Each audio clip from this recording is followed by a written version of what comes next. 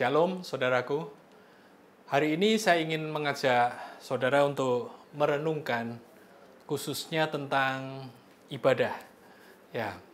Kenapa tentang ibadah? Karena cukup menarik sekali COVID-19 ya, baik itu awal masa pandemik, kemudian kita mengalami yang namanya PSBB, dan sebentar lagi atau mungkin saat ini kita sudah mengalami yang namanya new normal. Ya, ada satu tatanan yang diobrak-abrik oleh COVID-19. Ya, sebetulnya bukan hanya satu, tetapi banyak sekali tatanan diobrak-abrik oleh COVID-19. Dan COVID-19 mengobrak-abrik tatanan tidak pandang bulu, ya. Agama apapun diobrak-abrik, ya. Agama, bisnis, sosial, semuanya diobrak-abrik. Nah, tetapi hari ini saya ingin mengajak untuk kita merenungkan ada satu sisi yang diobrak-abrik oleh COVID-19, yaitu tatanan ibadah. Ya. Nah, saya secara pribadi terus terang saya sangat senang. Ya, saya sangat senang dan saya sangat ini menarik sekali bahwa COVID-19 mengobrak-abrik tatanan ibadah.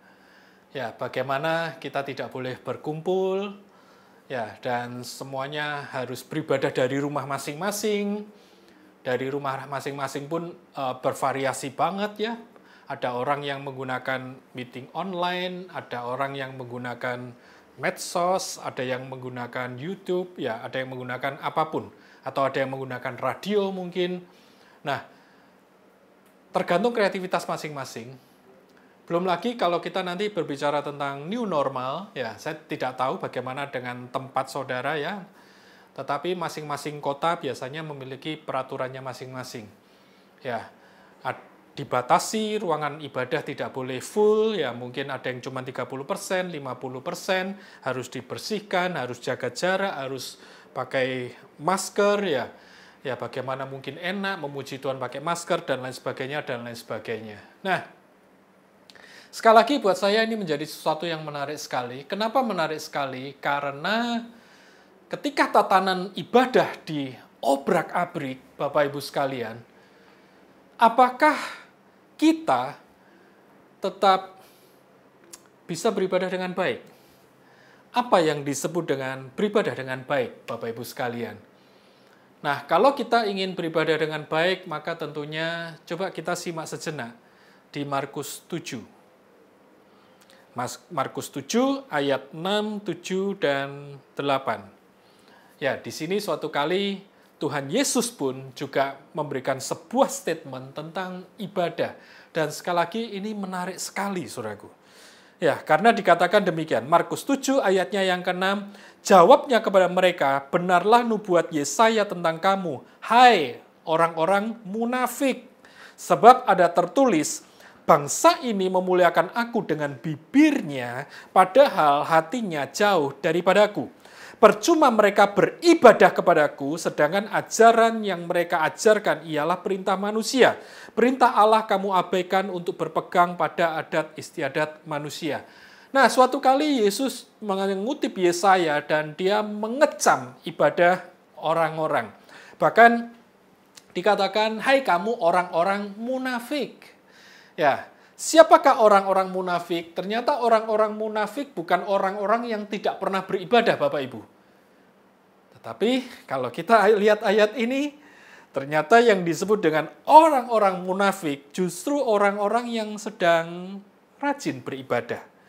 Kenapa saya sebut demikian? Karena sekali lagi saya bacakan, bangsa ini memuliakan aku dengan bibirnya, padahal hatinya jauh daripadaku. Percuma mereka beribadah kepadaku. Jadi dengan kata lain, justru ini ditujukan untuk orang-orang yang sedang rajin beribadah. Nah, demikian juga dengan adanya COVID-19, salah satu tatanan yang diobrak-abrik adalah ibadah, Bapak Ibu. Saya tidak tahu bagaimana respon kita ketika tatanan ibadah diobrak-abrik. Mungkin ada yang tidak mau tahu, ya dia cuek saja. bahkan mungkin merasa kebetulan. Kenapa merasa kebetulan? Karena selama ini saya juga sudah malas pergi ke gereja. Ya, jadi dengan adanya ini, wah ini lebih mengasihkan. Kenapa mengasihkan? Ya saya cukup tetap tidur di ranjang saya dan saya cuman play untuk ikut hadir aja di ibadah. Tetapi pada dasarnya saya tidak beribadah. Kenapa? Karena saya tidur. Ya. Tetapi mungkin di sisi yang lain ada juga orang-orang yang merasa sangat terusik, sangat terganggu, bahkan mungkin marah. Kenapa marah? Karena tatanan ibadah diobrak-abrik. Ya, bagaimana mereka tidak bisa lagi bebas memuji Tuhan, ya, merasakan musik yang enak, merasakan tempat ibadah yang megah, ya kan, dan suasana yang syahdu, suasana yang bagaimanalah saudara. Ya, bahkan mungkin ada orang yang terganggu, terusik, dan marah dengan tatanan diobrak-abrik. Tetapi sekali lagi, menurut saya ini adalah suatu hal yang sangat menarik ketika sebuah tatanan diobrak-abrik. Apa tujuannya? Tujuannya adalah supaya kita kembali kepada esensinya. Hal yang esensi tidak bisa diobrak-abrik, Bapak Ibu sekalian. Justru ketika sebuah tatanan diobrak-abrik, kita sedang ditantang oleh Tuhan. Apakah kita kembali kepada esensinya? Dan menurut kitab Markus, seperti yang kita baca, apa esensi daripada ibadah? Esensi daripada ibadah ternyata apakah hati kita memang memiliki kerinduan untuk dekat dengan Tuhan? Apakah hati kita memang punya kerinduan untuk relationship dengan Tuhan? Atau sekali lagi, kita hanya tampilan luar aja. Oh, hari Minggu saya ingin ke gereja. Ya. Oh, saya harus memuji Tuhan dengan syahdu. Wah, ini bagaimana musiknya, ini bagaimana tatanannya, kenapa tidak beres semua? Ya, ini ibadah, kita harus menghargai Tuhan. Mungkin itu yang seringkali kadang kita dengar.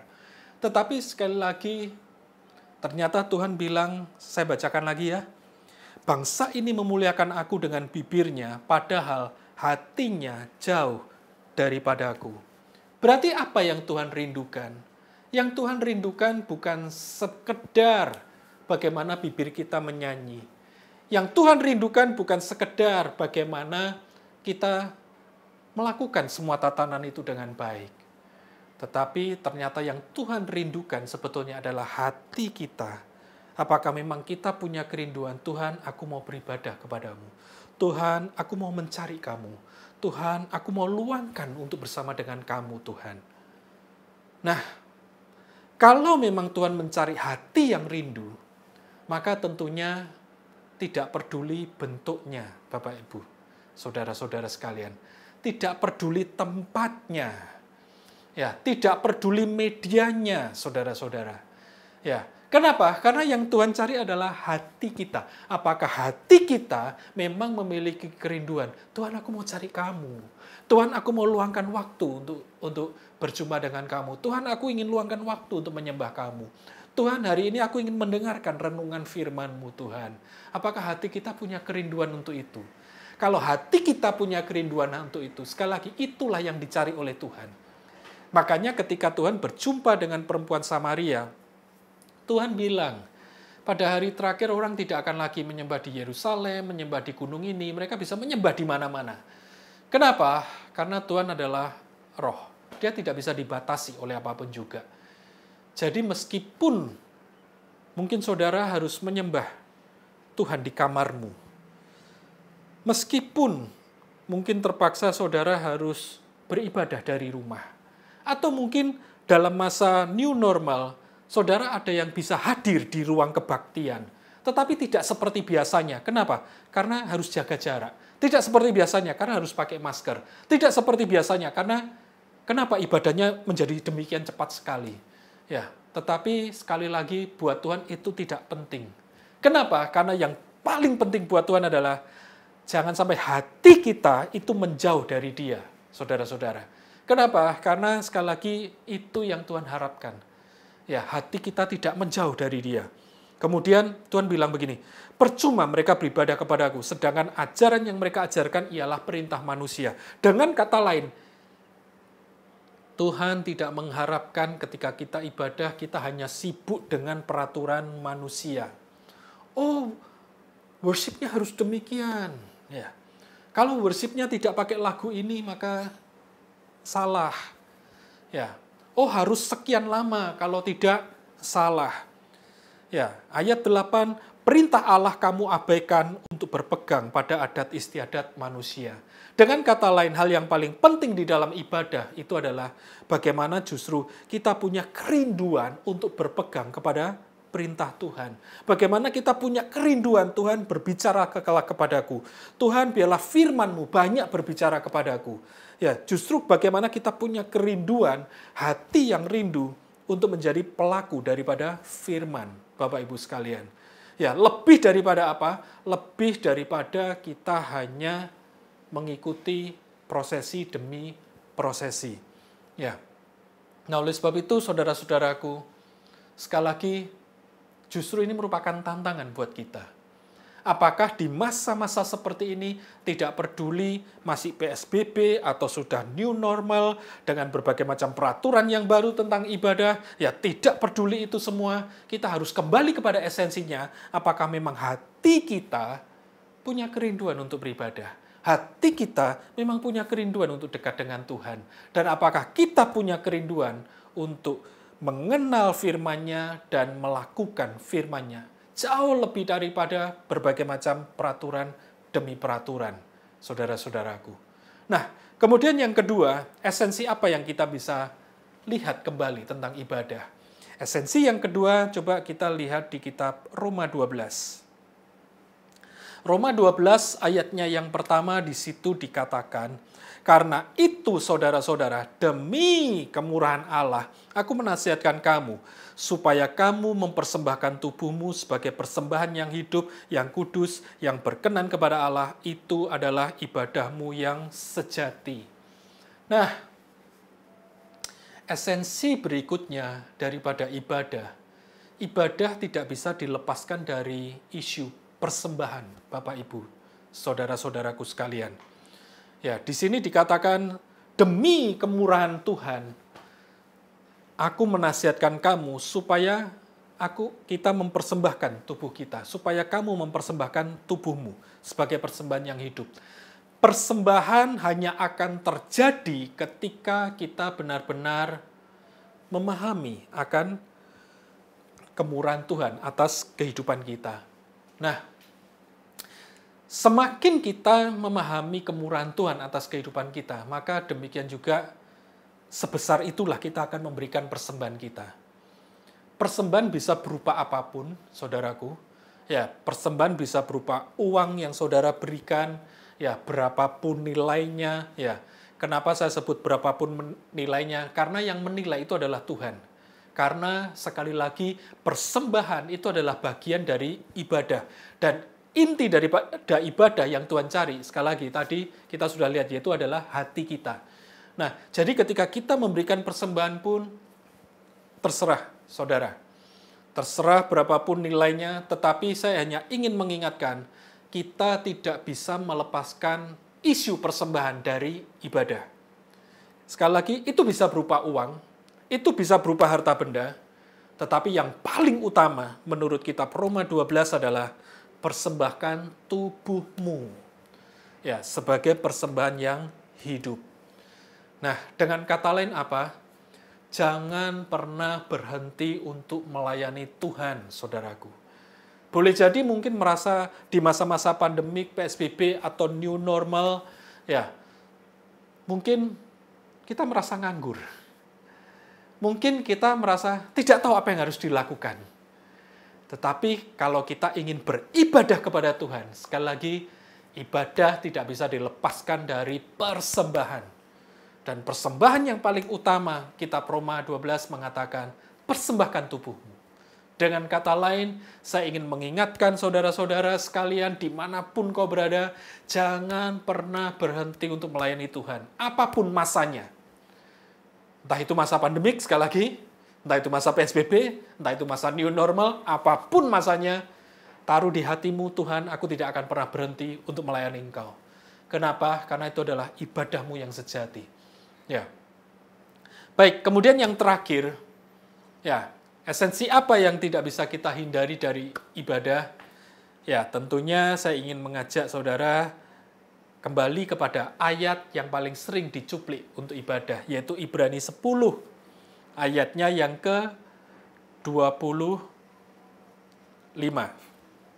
Di mana di situ dikatakan, janganlah kita menjauhkan diri dari pertemuan ibadah kita seperti dibiasakan oleh beberapa orang, tetapi marilah kita saling menasihati dan semakin giat melakukannya menjelang hari Tuhan yang mendekat.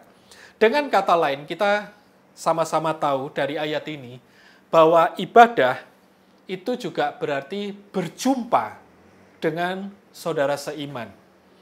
Ya, saya dalam hal ini saya bukan berkata bahwa kita harus nekat berkumpul dalam jumlah yang banyak. Bukan, saudaraku. Ya, bukan. Cuman saya ingin mengingatkan, perhatikan baik-baik ya, saya tidak ingin terjadi salah persepsi. Perhatikan baik-baik, bahwa ibadah esensinya juga bersekutu dengan saudara seiman. Jadi saya tidak mendukung saudara untuk selama-lamanya ibadah online. Karena yang namanya ibadah tetap ada perjumpaan dengan saudara seiman. Nah, cuman bagaimana kita akan berjumpa, ya kan? Bagaimana kita akan berjumpa? Firman Tuhan mengatakan, di mana 1, 2, 3 orang berkumpul, ya kan? 2, 3 orang berkumpul dalam namaku, di situ aku hadir. Dengan kata lain, jumlahnya bisa sangat kecil sekali. 2, 3 orang. Ya, 2, 3 orang, di situ aku hadir. Jadi, kalau 2, 3 orang, saya percaya tidak ada peraturan yang melarangnya. Ya, peraturan melarang itu kalau kita berkumpul lebih dari 5, ya kan? Kalau 2, 3 orang kita bisa berkumpul. Tapi sekali lagi tetap perhatikan protokol kesehatan, saudaraku. Nah, bagaimana kita berkumpul? Sekali lagi, mungkin kita bisa tetap kontak, ya, kita bisa melakukan pemuritan, tetap kontak. Tetapi kalau saudara sesekali bisa berjumpa, berjumpalah, saudaraku. Ya, sesekali ya. Sekali lagi saya tidak perhatikan dengan baik ya. Saya tidak menyuruh saudara untuk, lalu kemudian saudara mengartikan ini sebagai sesuatu yang salah, terus berkumpul, apalagi jumlah yang banyak. Bukan, sekali lagi. Bukan. Ya, saya sengaja mengeluarkan ayat ini justru untuk mengingatkan kita supaya kita tidak terjebak berpikir bahwa online itu menjawab segala-galanya. Online itu hanya sementara, saudaraku. Online itu hanya salah satu fasilitas. Online itu tidak pernah menggantikan untuk ibadah berjumpa saudara seiman. Online, sekali lagi, itu hanya sementara. Online itu hanya salah satu fasilitas yang kita gunakan. Jadi justru dengan ayat ini saya ingin mengingatkan supaya setiap kita tidak terlena dan terjebak, udahlah online aja selama-lamanya. Bukan, saudaraku. Ya, tetap kita harus berjumpa, ya, entah itu hanya dengan 1, 2 orang. Karena di mana 2, 3 orang berkumpul, di situ aku hadir. Ya, tetap jaga jarak, tetap gunakan masker, ya. Ya, juga mungkin juga tidak bisa sering-sering berjumpa, ya. Saudara atur ritmenya supaya tidak sering-sering berjumpa. Kalau tetap susah untuk berjumpa, minimal keep contact, saudaraku. Ya, minimal keep contact. Jangan merasa, wah cukup online, semuanya online lalu tidak pernah keep contact, ya kan? Apalagi berjumpa. Nah, tetapi sekali lagi saya ingin menguatkan, tetaplah untuk keep contact satu dengan yang lain. Ya, minimal 1-2 orang keep contact. Ya, kalau misalkan bisa berjumpa, nggak ada salahnya berjumpa. Ya, tetapi sekali lagi tetap jaga protokoler kesehatan itu. Nah, ini yang ingin saya bagikan kepada saudara. Sekali lagi, coba kita lihat kembali kepada esensinya. Apa sih esensi daripada ibadah itu? Ya, kita lihat kembali bahwa ternyata esensi ibadah itu berbicara hati kita. Apakah hati kita punya kerinduan untuk memang Tuhan, aku ingin berjumpa dengan kamu. Tuhan, aku ingin menyembah kamu. Tuhan, aku ingin luangkan waktu untuk beribadah kepadamu. Ya, dan apakah kita punya kerinduan untuk menjadi pelaku firman? Ya, lebih daripada sekedar memperhatikan peraturan manusia, saudaraku. Ya, Tetapi kita lebih memperhatikan firman dan belajar untuk menjadi pelaku. Dan kemudian yang kedua, ibadah tidak bisa dilepaskan dari persembahan. Baik itu persembahan berupa uang, berapapun nominalnya, atau persembahan berupa apa, tetapi yang paling utama dan tidak boleh kita lupakan, persembahan itu justru adalah kehidupan kita sendiri. Apakah meskipun di masa-masa seperti ini, kita tetap punya kerinduan dan kita tetap luangkan waktu, kita tetap bilang kepada Tuhan, Tuhan aku mau melayani-Mu Tuhan. Aku tidak akan berhenti untuk melayani-Mu Tuhan. Kita tetap beritakan Injil. Ya, kita tetap kuatkan orang lain. Ya, kita tetap berusaha melayani, saudaraku. Dan kemudian yang terakhir, yang ketiga adalah bahwa ibadah itu tidak bisa dipisahkan dari berjumpa dengan saudara seiman. Ya, ibadah tidak bisa dipisahkan dari kita terus keep contact, saling menguatkan, ya, saling mendukung satu dengan yang lain. Ya. Jadi jangan sampai kita hanya sekedar online lalu tidak mau tahu dengan saudara kita. Ya, dengan merasa kita sudah ibadah online, ya, terus kita cuek dengan saudara-saudara kita. Jangan. Ya, karena sekali lagi online tidak akan pernah bisa menggantikan ibadah yang sebenarnya. Karena ibadah yang sebenarnya itu tetap ada interaksi dengan saudara seiman. Ibadah yang sebenarnya tetap saling menguatkan, ya, antar saudara seiman, saling memperhatikan, saling mendukung satu dengan yang lain. Tetapi sekali lagi ingat ya, tentunya di masa-masa seperti ini, saya bukan menyuruh saudara untuk berkumpul banyak orang, bukan. Tetapi kembali kepada esensinya. Apa esensinya? Yesus pernah bilang, cukup 2-3 orang saja berkumpul di dalam namaku, di situ aku hadir. Nah, saudara bisa berkumpul cukup dengan 1-2 orang. Kenapa? Karena totalnya sudah 2-3 orang. Cukup, saudaraku. Atau terus keep contact, saling kuatkan satu dengan yang lain. Amin. Tuhan Yesus memberkati. Mari kita berdoa. Terima kasih Bapa. Biarlah Engkau berbicara lebih banyak lagi kepada setiap kami. Tuntun langkah-langkah kami Tuhan. Bahwa kami Tuhan untuk benar-benar beribadah kepadamu seperti yang Kau mau Tuhan. Supaya kehidupan kami Tuhan boleh senantiasa melayanimu dan menyenangkanmu Tuhan. Dimanapun kami berada, apapun yang kami lakukan. Terima kasih Tuhan. Di dalam nama Tuhan Yesus. Amin. Selamat hari Minggu, jaga kesehatan, dan tetap jaga jarak, gunakan masker.